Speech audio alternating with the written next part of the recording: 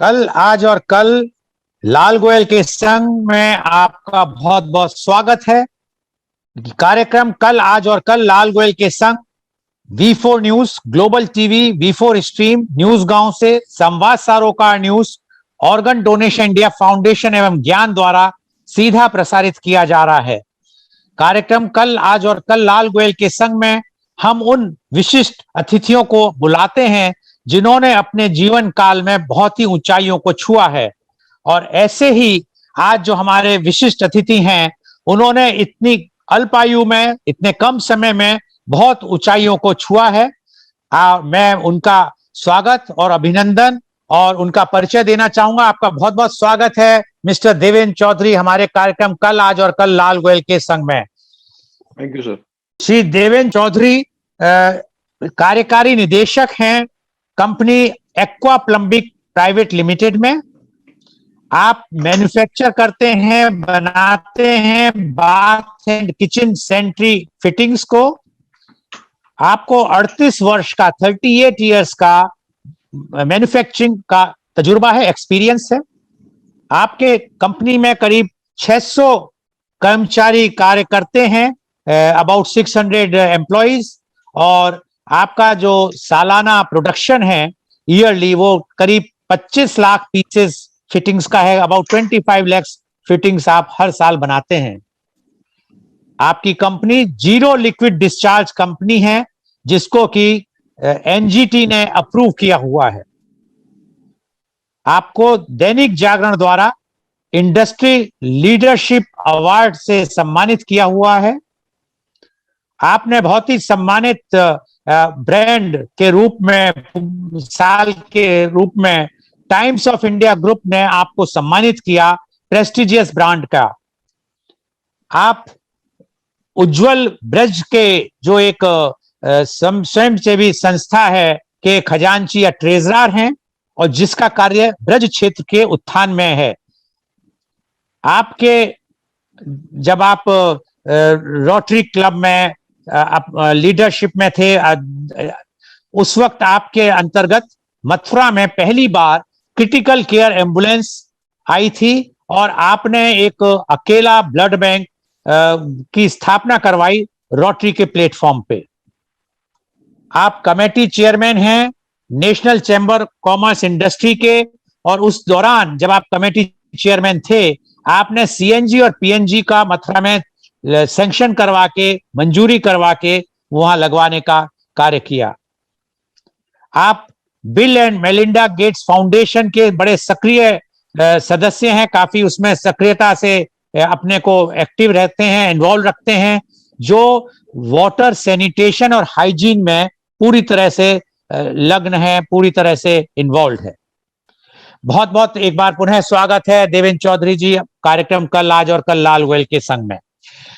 देवेंद्र चौधरी जी, आप बहुत सफल व्यापारी हैं, आपने बहुत नाम कमाया है, समाज सेवा भी बहुत आपने की है, लेकिन कुछ चीजें ऐसी हैं जो अभी भी लोगों को नहीं पता, और आज थोड़ा सा हम उन्हीं पन्नों में जो आपके अतीत के पन्ने हैं उसमें जाना चाहेंगे।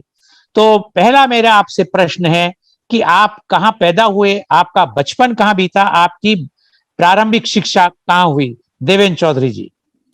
सबसे पहले तो मिस्टर गोयल आपका बहुत बहुत धन्यवाद मुझे इस प्लेटफॉर्म पे लाके और मेरे संस्मरणों को लाइव करने के लिए जितने भी चैनल और टीम इन्वॉल्व है मैं उनका सबका शुक्रगुजार हूँ। सवाल आपका, मेरी पैदाइश कहाँ पे हुई? तो साहब मैं मथुरा में ही पैदा हुआ, मथुरा ही मेरी पैदाइश हुई, एंड उसके बाद मेरी प्राइमरी एजुकेशन जो हुई वो सब दिल्ली में, दिल्ली एयरफोर्स स्कूल में मेरी प्राइमरी एजुकेशन हुई ग्रेड 3 तक। दिल्ली के बाद आपने क्या कहाँ बताया? दिल्ली में एयरफोर्स स्कूल। एयरफोर्स स्कूल, तो क्या आपके परिवार से कोई एयरफोर्स में थे या? मेरे पापा मिलिट्री इंजीनियरिंग सर्विसेज में थे, तो उसकी वजह से हम लोगों को वहाँ पे एडमिशंस मिले थे। एंड पापा का ट्रांसफरेबल जॉब था। ग्रेड 3 के बाद we got shifted to Ambala. पापा का ट्रांसफरेबल जॉब था तो हम लोगों को सेंट्रल स्कूल अम्बाला में हम लोगों को वहाँ पे रीलोकेट करना पड़ा, and we stayed there for good 6-7 years. 1970 1971 71 की वॉर सामने देखी गई थी, हम लोगों ने अपनी आंखों से देखा था उसको। तो उस वक्त आपकी छोटे थे, क्या उम्र होगी उस 9 वक्त साल आप? 9 साल की करीब उम्र थी साहब। मैं ग्रेड, बल्कि मुझे जहां तक रिकलेक्ट हो रहा है, मैं ग्रेड सेकंड में शिफ्ट हो गया था। क्योंकि थर्ड में हम लोगों को प्राइमरी से लेके हमारे सेकेंडरी स्कूल में शिफ्ट किया गया था, तो ग्रेड सेकंड में मैं शिफ्ट हो गया था। और उसी दौरान मेरा कल शायद वो पहला साल था जब हम लोग वहां पे शिफ्ट हुए, तो हम लोगों को हिंदुस्तान पाकिस्तान की वॉर के कुछ रिमेम्बरेंस हो रही है कि अम्बाला एज आर्मी का बहुत बड़ा बेस था, तो वहां पे खूब बॉम्बिंग हुई थी और खूब लड़ाई हुई थी और खूब गोले गोले देखे थे हम लोगों तो ने। वो तो आप एयरफोर्स में अगर आपके फादर थे तो उस वक्त तो आपको बहुत ही अजीब सा लगा होगा। उस वक्त की कुछ संस्मरण याद है आपको कि हाँ जब? सर, हम कॉलेज मतलब स्कूल में थे, और ड्यूरिंग हमारे हमारे स्कूल के पास सिविल जेट, पाकिस्तान के जो सिविल जेट अटैक करने आते थे, तो डाइविंग का बेस उनका ऑलमोस्ट हमारे स्कूल के आसपास काफी बड़ी फील्ड थी, तो वहाँ डाइव करके बॉम्ब को नीचे छोड़ने के बाद वहां से फ्लाई बैक करते थे। तो हम लोग हमारी क्लासेस चल रही थी और all of a sudden hooter बजते हैं, और हम लोगों को इंस्ट्रक्शन थी कि जैसे ही हूटर बजे तो आप सबको टेबल के नीचे बैठ जाना है जाके, सिक्योरिटी पर्पज के लिए, ताकि कोई भी ग्लास का पार्टिकल या कोई भी चीज टूटती है तो उसका रबल आपके ऊपर ना गिरे। तो during that day, I mean, हमारा रिसेस होने वाला था, तो सब खाने की तैयारी में लगे हुए थे कि चलिए फटाफट आएंगे, बाहर जाएंगे, और इतने में हूटर बजता है एंड ये इंस्ट्रक्शन आती है कि फटाफट टेबल के नीचे घुस जाए। All of a sudden Sabre jet आते हैं, और सेवर जेट का साउंड इतना शार्प साउंड होता था, इतनी फ्रीक्वेंसीज होती थी कि हमारे स्कूल के सारे विंडो पैन्स के ग्लासेस शटर कर जाते, तो पूरी बिल्डिंग हिलती है। एंड वो सेवर जेट वापस फ्लाई करता है। अम्बाला में पेट्रोल बेस था आर्मी का, वहाँ के उनका टारगेट था कि उसमें बॉम्बिंग करी जाए, तो वो बॉम्ब करते हैं। इंडियन फोर्सेस भी काम करती हैं, तो 2 सेवर जेट गिराए गए थे उस पीरियड में। तो उस हम लोग वक्त आप उस दौरान में जब ये लड़ाई चालू थी तो आपका स्कूल तब भी चल रहा था, स्कूल नहीं बंद किया गया था? ये जो पहला अटैक हुआ था, इसमें क्योंकि दैट टाइम ये ऐसा किसी को अंदेशा नहीं था कि सेबर जेट से अटैक किया जाएगा, तो it was sort of you know pre not, it was basically something they informed कि हम अटैक करने आ रहे हैं, बट ठीक है, बॉर्डर पे लड़ाई थी, लेकिन हमारा टारगेट में आएगा या नहीं आएगा ऐसा किसी को अंदेशा नहीं। तो आप इस बॉम्बिंग के बाद आपकी मनोदशा कैसी रही? एज ए, आप बच्चे थे तो आप कुछ दिनों तक चिंतित रहे, या आपको उस तरह के सपने आए, या आपको लगा कि वो जेट आ जाएगा, या ऐसा कुछ नहीं था, सब नॉर्मल था? साहब, डर कभी भी जिंदगी में डर को अपने ऊपर हावी नहीं होने दिया। तो शुरू से एक दिल में इतनी स्ट्रेंथ थी कि कुछ भी हो, हम लोगों को हर परिस्थिति का मुकाबला सामने खड़े होकर लड़के कर। तो कब तक आप अंबाला में पढ़े उसके बाद? Sir, we got shifted from Ambala 1976। 1976 के बाद हम लोग वापस अपने बेस मथुरा में आ गए, जहाँ पे हम लोगों ने सेंट्रल स्कूल में अगेन वी ज्वाइन, और ग्रेड 10 तक हम लोगों ने सेंट्रल स्कूल किया। देन इंटरमीडिएट हमने के आर इंटर कॉलेज से किया। देन के आर डिग्री से हम लोगों ने ग्रेजुएशन की। तो जो आपके बचपन में आपने जैसे बताया कि पहले आप दिल्ली एयरफोर्स में थे, फिर अंबाला गए, फिर अंबाला से आप मथुरा आए, तो उस दौरान का कोई संस्मरण? एक तो आपने बताया वहां का अंबाला का, मथुरा में जो आपने 10th और 12th तक की पढ़ाई, उसका कोई संस्मरण आपको याद है? हाँ सर, क्योंकि शैतान बहुत थे हम लोग। ऑलमोस्ट महीने 15 दिन में हम लोगों को प्रेयर मीटिंग में बुला के और पनिशमेंट्स मिलती थी, क्योंकि नोटोरियस थे।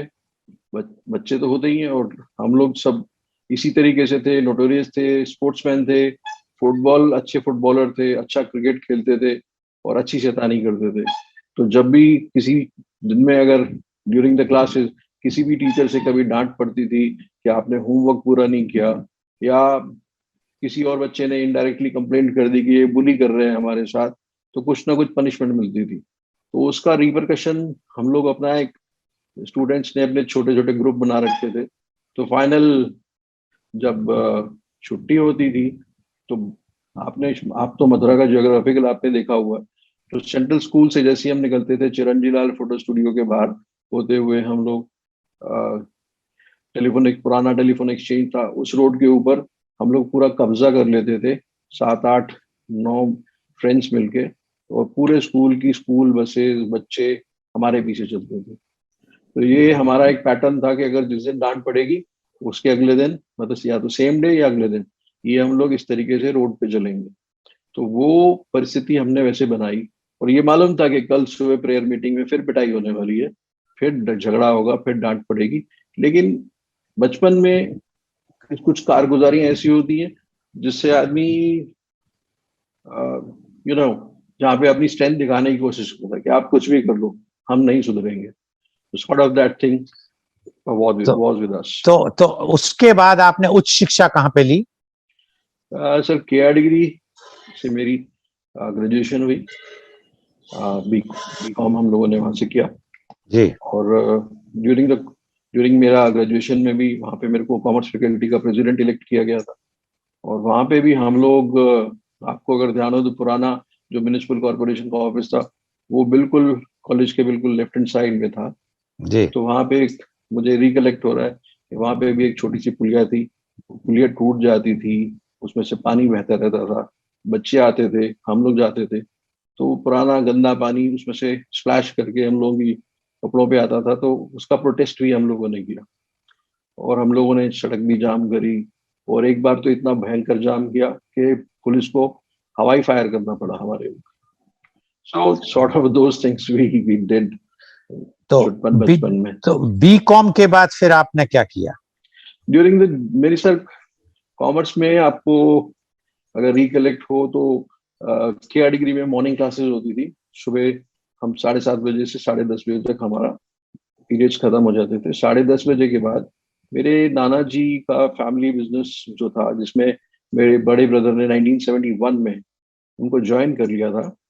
तो we use to go to the factory during graduation. तो मैं तकरीबन किस चीज की फैक्ट्री थी वो? Same bathroom fitting. ओके। तो मेरे नाना ने ये बिजनेस स्टार्ट किया था सब 1950 में इंडिया में। तो तब से ये बाथरूम फिटिंग का काम मथुरा में हो रहा है। एंड आई कैन प्रोक्लेम कि वो इंडिजिनस मतलब बाथरूम फिटिंग को बनाने का पहला प्रोजेक्ट मथुरा से ही शुरू हुआ था। हिंदुस्तान में बाथरूम फिटिंग बननी शुरू मथुरा से ही हुई थी। तो हम लोग जाते थे कॉलेज के बाद, वहां पे जाके बिजनेस में बैठते थे, एक्सपीरियंस लेते थे।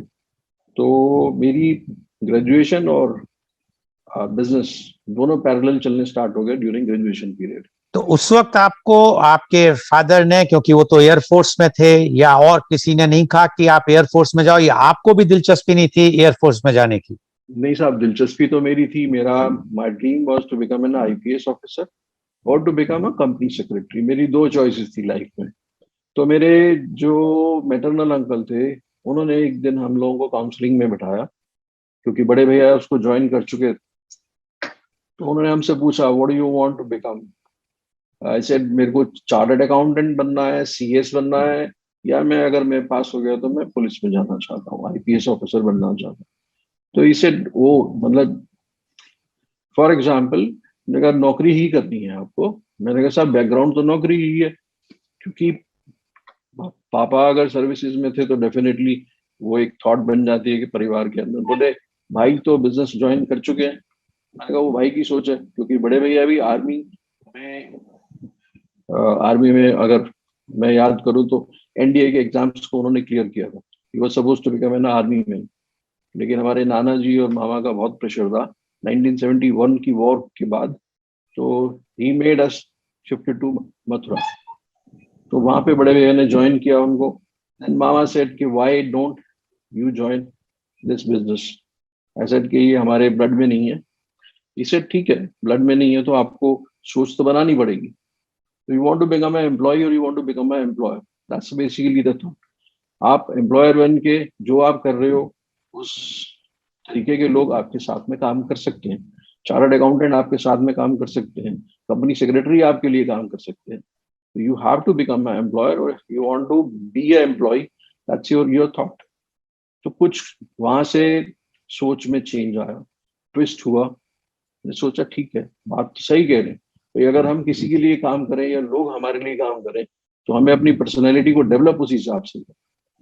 तो वहां से एक बदलाव अपने अंदर देखा और एक विचारधारा में तो चेंज आया जहाँ पे कब तक आप उनके साथ अपने नाना जी या मामा जी के साथ आपने कब तक कार्य किया? हम लोगों का परिवार मामा के परिवार से जुड़ा रहा था 1988 तक। 17 साल हम लोगों ने उनके साथ में मिलकर काम किया। और 17 साल के बाद जब हमें लगा कि अभी हम तीन ब्रदर, मतलब मेरे बड़े ब्रदर, मेरे बीच वाले ब्रदर और मैं, हम तीन ब्रदर हैं, तो तीनों ब्रदर सिस्टम में अगर आए हैं तो वहाँ पे एक्सपेंशन होना चाहिए। तो एक्सपेंशन में कुछ रिस्ट्रिक्शंस आए, जहाँ पे आपको मालूम ही है कि फैमिली में थोड़ी थॉट प्रोसेस का भी फर्क पड़ता है। Then we decided to part off. तो 1988 89 में हम लोगों ने 88 में हम लोगों ने अपनी इंडिविजुअल कंपनी की स्थापना करी और 89 से हम तीनों ब्रदर मिलके इस इंडस्ट्री में अपने लिए जो स्पेस क्रिएट कर रहे हैं वो आई बिलीव आज मार्केट किस में नाम हम से लोग आपकी प्रोडक्ट आ रहा है मार्केट में? किस नाम से आपका मेरे प्रोडक्ट है? साथ मेरे तीन ब्रांड चल रहे हैं इस टाइम। मेरा जो मदर ब्रांड है वो है प्लम्बर।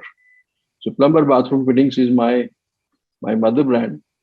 अभी हम लोगों ने एक प्रीमियम ब्रांड लॉन्च किया एक्विनी, एंड देन एक मास मार्केट सेगमेंट में हम लोगों ने अभी ब्रांड लॉन्च किया स्पैंगलर। तो हम सब कैटेगरीज को, means premium market, mid segment and mass market, तो तीन कैटेगरीज में हम लोग काम कर रहे हैं।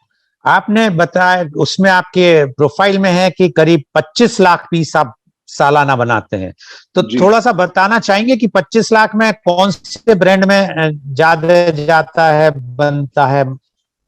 सर 90% मदर ब्रांड में बनता है, 90%। क्योंकि अभी जो शुरुआत के जो ब्रांड होते हैं उसमें बहुत प्लम्बर्स में? सारे, प्लम्बर में करीब करीब 22 लाख पीस बनाते हैं और जी। बाकी एक्विनी स्पैंगलर में हम इस प्रोडक्ट को तो बनाते हैं। ये आपकी एक ही फैक्ट्री है मथुरा में या और भी कहीं आपकी ब्रांचेस हैं या हम और लोगों कहीं? की सेल्स पॉइंट है यहाँ पे, ये हमारी मदर यूनिट है जो करीब 19,000 गज में बनी हुई है और करीब 2 लाख स्क्वायर फीट हमारे पास प्रोडक्शन एरिया है जहाँ पे हम इस प्रोडक्ट को बना पा रहे हैं। और करीब जैसे आपने इंट्रोडक्शन में बताया कि 600 लोग हमारे साथ जुड़े हुए हैं और इनडायरेक्टली अगर देखते हैं तो ये नंबर हमारा करीब 1200 का है। तो हमारे पास 1200 लोग का टीम है जो इस मैन्युफैक्चरिंग प्रोसेस में हमें सपोर्ट देती है। आपने ये भी आपके प्रोफाइल में है कि आप जीरो लिक्विड डिस्चार्ज कंपनी है जो एनजीटी ने अप्रूव किया। कुछ बताना चाहेंगे जीरो लिक्विड डिस्चार्ज कंपनी का क्या मतलब है?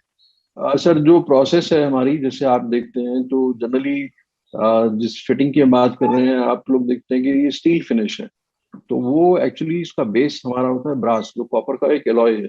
इसके ऊपर फाइनली एक कोटिंग की जाती है जो क्रोम एंड निकल कोटिंग होती है।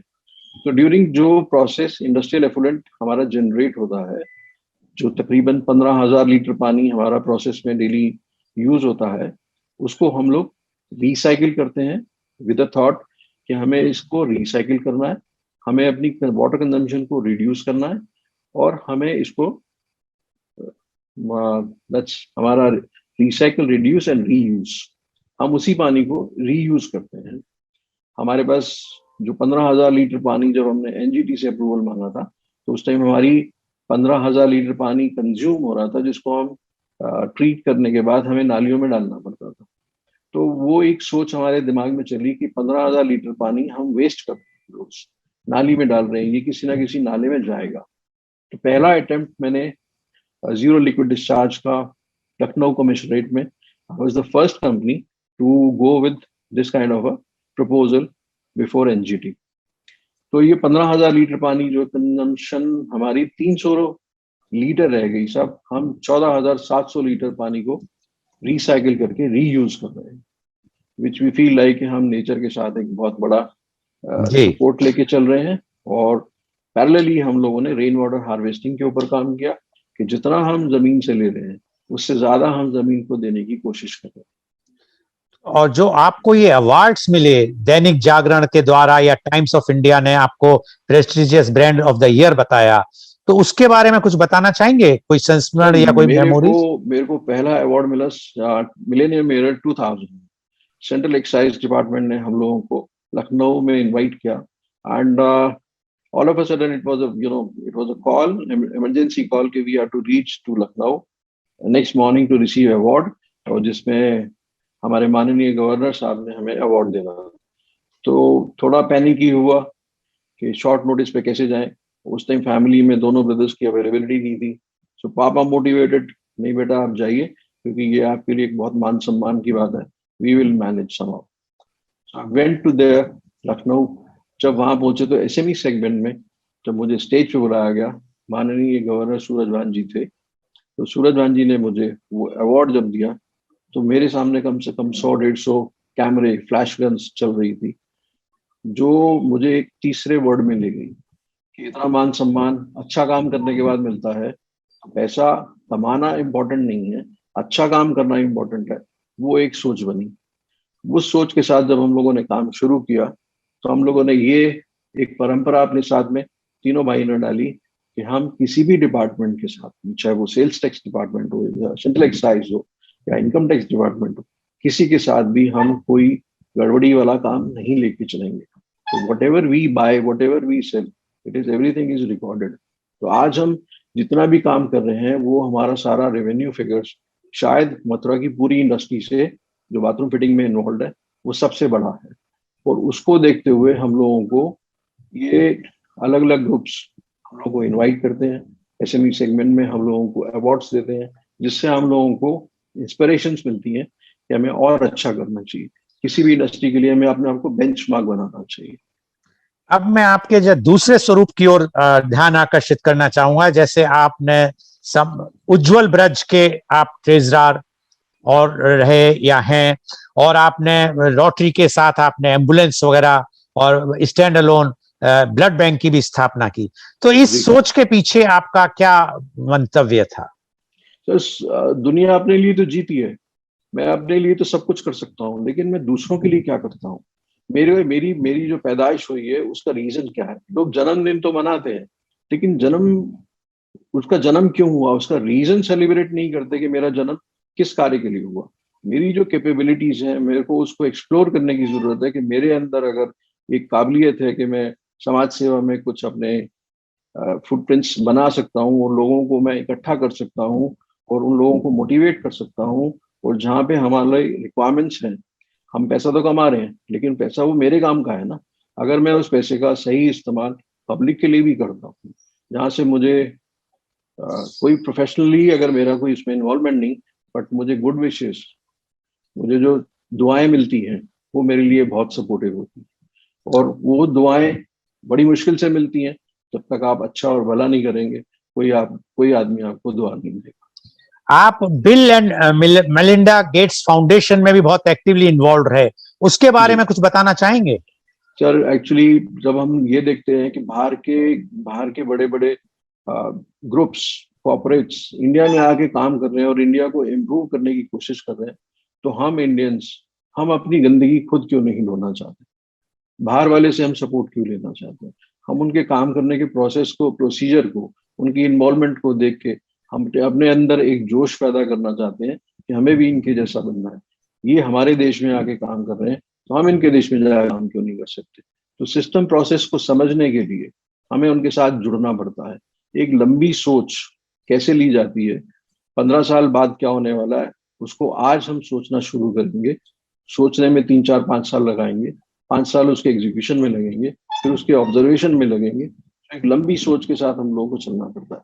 जैसे हमारे माननीय प्रधानमंत्री जी इस टाइम हाइजीन सिस्टम पे काम कर रहे हैं कि हर घर में अपना बाथरूम होना चाहिए और हर घर नल से जल होना चाहिए।